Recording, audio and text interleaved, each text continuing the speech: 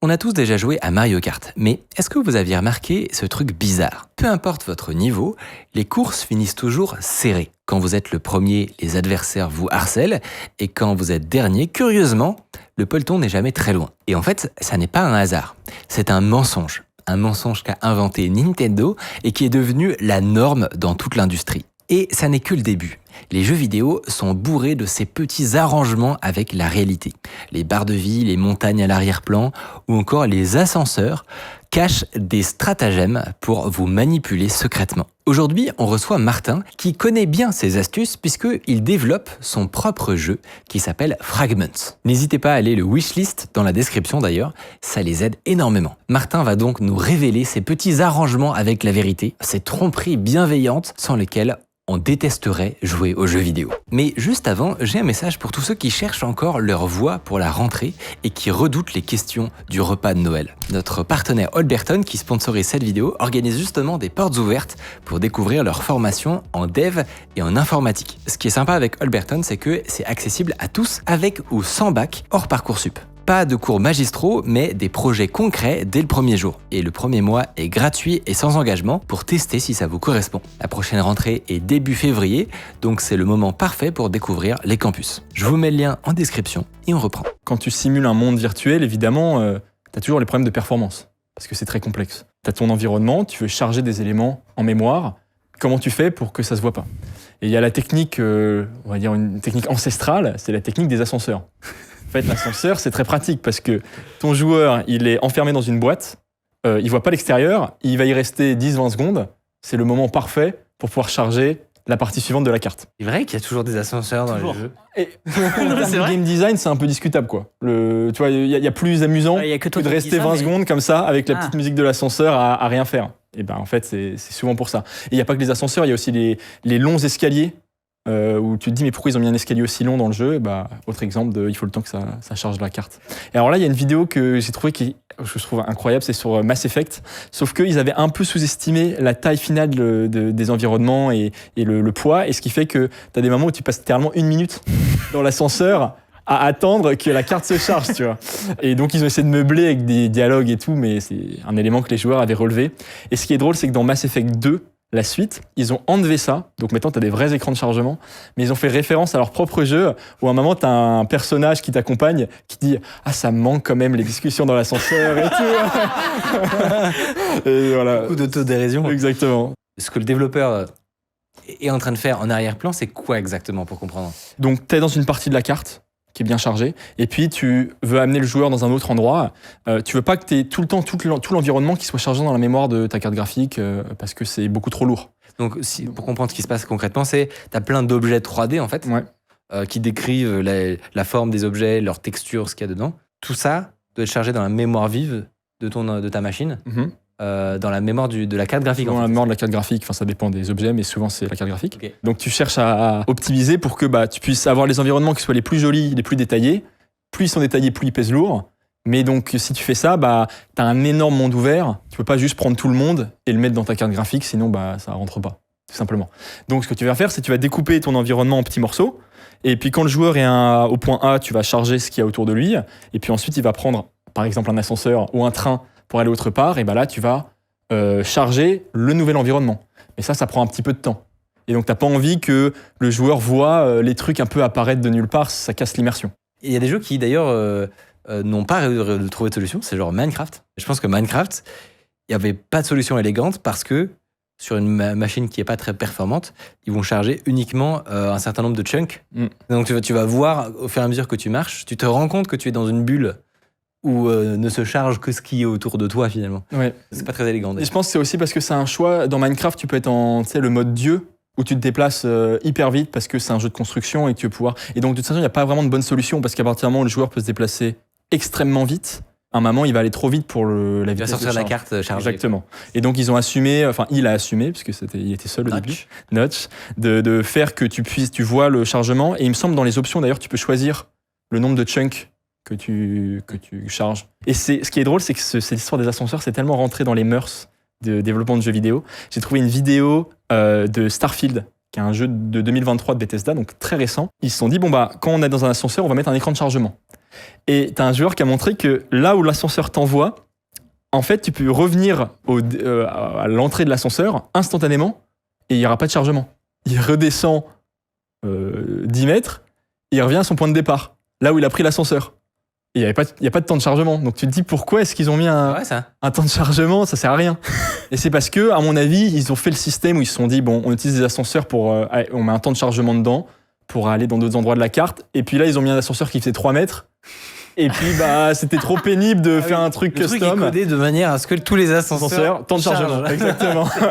Et voilà, je trouvais ça presque trop quoi. Il y a une autre manière de tricher justement, c'est avec les objets. Là, maintenant, tu es dans un jeu vidéo, tu regardes devant toi, je sais pas moi, un personnage, mettons dans GTA, tu vas le regarder, en termes de définition, de détails, c'est hallucinant. C'est-à-dire que c'est ça. Le modèle 3D, il est super bien foutu, tu vois le vent dans les cheveux. Et en fait, si tu recules, ce personnage que tu viens de voir, il va plus ressembler du tout à la même chose. Est-ce que tu peux nous expliquer ce concept ? Ouais. Alors ça, c'est une autre technique qu'on utilise en plus. Parce que parfois, tu es dans un monde ouvert, et il n'y a pas d'ascenseur. Et il faut quand même que le joueur puisse avancer et que ça explose pas ta carte graphique. Donc, on appelle ça des LODs. Donc, c'est Level of Details en anglais. Et l'idée, c'est que quand un objet est très près, tu as envie qu'il soit en résolution maximale. Une texture en 4000 x 4000 pixels, par exemple. Et puis, plus un objet est loin, plus tu peux lui donner une résolution plus basse. Vu qu'il est loin, c'est pas très grave. Donc, en général, tu vas définir 3, 4, 5 niveaux de détail différents en fonction de ta distance entre toi et l'objet. Mais si je pouvais, donc, là je recule de ce personnage dans GTA, de 200 mètres, si je pouvais me téléporter instantanément, qu'est-ce que je verrais ? Tu verrais la texture qui change le temps que ton moteur détecte que, en fait, t'es suffisamment proche, il faut que je charge un nouveau load. Et tu verrais l'ancienne, et l'ancienne, ça ressemblerait à quoi de près ? Un jeu des années 90, dans l'idée, mais c'est vraiment ça. Basse résolution. Et d'ailleurs, j'ai une vidéo qui montre exactement ça. Regardez bien le sarcophage qui est à gauche. Au milieu à gauche, c'est très fin. Tac. En gros, quand tu te rapproches suffisamment, il passe d'un load à un load plus précis parce que tu deviens plus près. Mais là, j'ai une vidéo où on colore les objets en fonction du load qui est affiché. Donc en blanc, c'est 0, en rouge, c'est 1. Et hop. Ça se voit pas du tout, alors que c'est juste à côté. Typiquement, la taille de ta texture a doublé en termes de qualité, mais c'est fait d'une manière un peu subtile. Et tu remarques d'ailleurs dans la vidéo, typiquement par exemple les sols et les statues, ils sont tout le temps en blanc. Parce que les sols, c'est des plans, donc tu n'as pas vraiment d'intérêt à faire des optimisations. Et les statues, c'est des objets très grands que tu veux voir de très loin et que tu veux qu'ils soient toujours beaux de très loin. Donc pareil, on se limite, on fait qu'un seul load ou alors... Donc tu as des règles différentes suivant ce que tu veux montrer ou pas montrer. À l'inverse, les petits objets qu'il y a sur le sarcophage, vous voyez qu'ils sont en bleu ou en vert. Bleu, c'est 3 ou 4, parce que c'est des petites bougies, en l'occurrence, qu'on a faites. Et en fait, tu t'en fous que la bougie... c'est un objet qui est tellement petit, si elle n'est pas très détaillée, même à 5 mètres, pas grave. Oh là là. Et tu peux même aller plus loin en utilisant ce qu'on appelle des imposteurs, où l'idée, c'est que quand l'objet est suffisamment loin, au lieu même d'avoir un objet 3D, tu vas juste afficher une image. Une texture. 2D. Voilà, une image 2D. Et en fait, vu que tu es super loin, l'image, elle suit ta caméra et ça marche. Mais j'imagine que si tu te déplaces dans la map, pour que ce soit pas trop bizarre, l'image, elle doit te suivre, non ? Tout à fait. Donc en général, pour un objet, tu vas avoir un imposteur. En fait, tu as 8 textures. Une par angle. Enfin, tu divises ton 360 degrés en 8 fois. Ah, quand même, donc c'est plus intelligent que... C'est toujours plus intelligent. C'est pas juste un truc posé comme ça. Non, c'est 8 images. Et donc parfois, tu vois d'ailleurs l'objet au loin qui change d'un coup, parce que c'est passé de l'image degré de 0 à 30 à l'image suivante. Tu nous disais dans une précédente vidéo que un des trucs super intéressants, importants dans un jeu pour qu'il rentre bien d'un point de vue esthétique, c'est la lumière. Ouais, alors la lumière, c'est l'élément majeur pour que ça rentre bien. Et simuler de la lumière de manière réaliste, c'est extrêmement cher. Donc la manière dont c'est fait en général, on appelle ça du ray tracing. Je pense que le terme, vous l'avez entendu 40 fois. C'est tu as ta caméra qui représente la vision du joueur et tu envoies des rayons de lumière dans plein de directions différentes et tu regardes où ces rayons tapent et rebondissent. Donc tu simules comme des vrais rayons de lumière qui viennent taper et éclairer.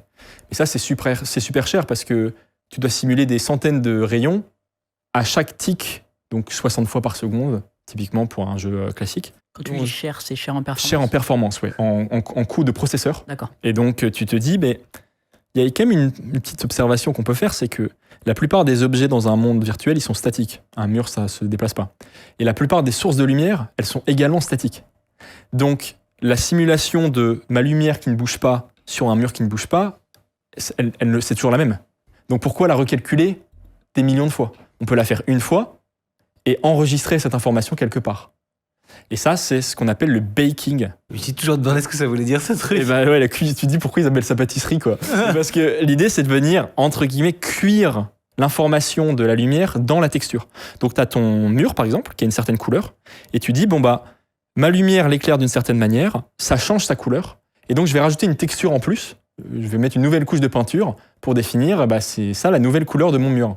Mais si, par exemple, le joueur avait un moyen de tourner le mur, le mur tournerait et la couleur resterait la même. Parce qu'il était prévu comme un objet qui ne bouge pas. Ah ouais.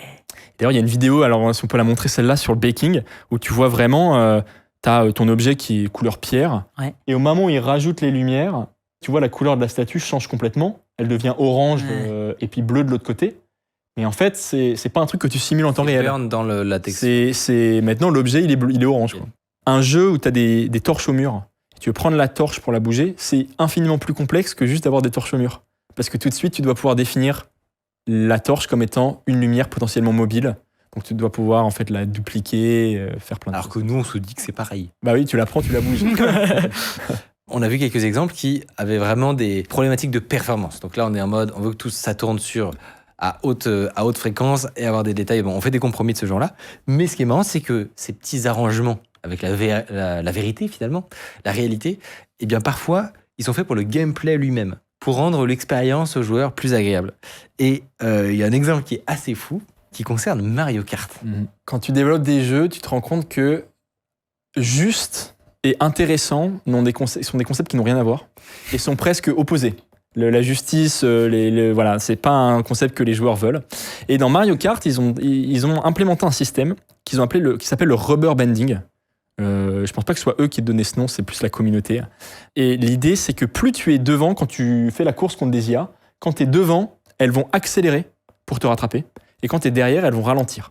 Donc la performance des IA dépend de ta performance à toi. Mais tu sais que en disant ça, tu viens de briser quelque chose. Ah oui, t'avais l'impression d'être... Tu viens de briser quelque chose.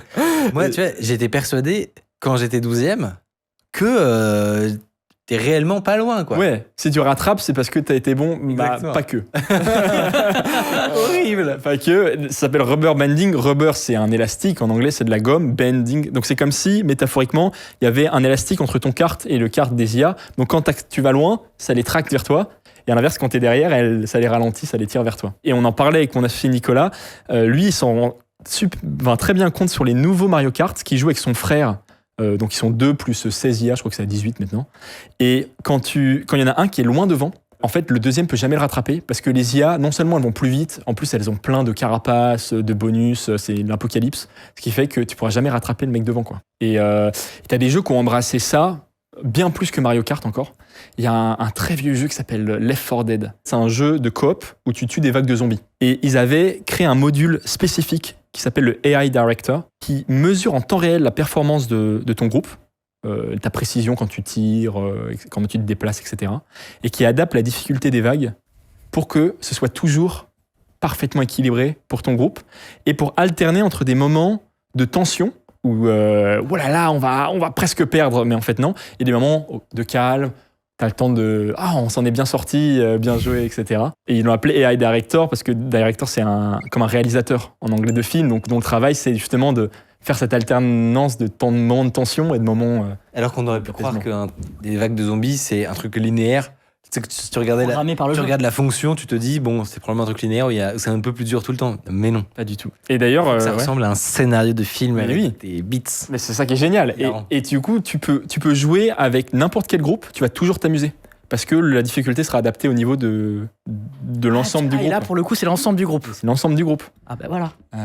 Donc là, c'est assez bien fait. Et c'est un jeu qui est réputé encore aujourd'hui pour à quel point il est bien fait de ce côté-là. Il est agréable à jouer parce que tu as toujours l'impression de t'amuser dans les 4 Dead. Et on sait si c'est utilisé par d'autres jeux aujourd'hui, si c'est quelque chose qui a été repris depuis ? Alors, pas officiellement le AI Director, mais tous les jeux, enfin beaucoup de jeux solo l'utilisent. C'est juste qu'ils s'en cachent un petit peu. Par exemple, j'étais tombé sur un post Reddit sur God of War où t'as plein de personnes qui se plaignaient que quand ils meurent plusieurs fois de suite sur un groupe d'ennemis, quand ils ressuscitent, il y a des ennemis qui ont disparu. Parce que le jeu a déterminé, ok, le gars vient de perdre 3 fois de suite contre un groupe. T'es trop nul. On va enlever la moitié des ennemis, exactement. On s'adapte à toi, quoi. Ah oui, c'est un peu un côté insultant quand même. Presque, mais t'es pas censé t'en rendre compte. C'est ça, normalement tu veux pas le savoir, ça, gros. Et après, t'as aussi les barres de vie truquées, où il te dit qu'il te reste 10% de points de vie, et en fait, tu te prends des coups, tu devrais mourir, mais il te restait en réalité 30%. On te dit, il te reste 10% et que tu te prends un tir, tu meurs, c'est super frustrant. Donc à la place, on va tricher, un peu comme les batteries de téléphone. Sur les batteries de téléphone, ils préfèrent être plus conservateurs. Ouais. Pour que ton dernier pourcent, il est un peu indestructible. Moi, j'ai eu la chance d'avoir un scooter électrique. Pour avoir fait, malgré moi, le test, d'être à la moitié de mon trajet et de tomber à 0%. Tu découvres à ce moment-là une sorte de poche cachée de batterie. J'ai fait 10-15 bornes, en fait. Donc là, effectivement, sur la barre de vie, c'est classique. C'est classique sur les jeux solo. Mais du coup, ça explique aussi pourquoi les joueurs s'énervent beaucoup plus sur les jeux en ligne compétitifs. Parce que les jeux en compétitif, tu peux pas faire ça. Quand tu as un jeu, je sais pas, un Counter-Strike, où le gars, si on lui affiche qu'il reste 20 points de vie, et quelqu'un tire, lui fait 20 dégâts et qu'il meurt pas, ça marche pas. Il faut que les chiffres soient précis parce qu'il y a des joueurs en face. Compétitif. Et donc compétitif en ligne. Dès que tu as du joueur contre joueur, tu peux plus tricher, il faut de la justesse.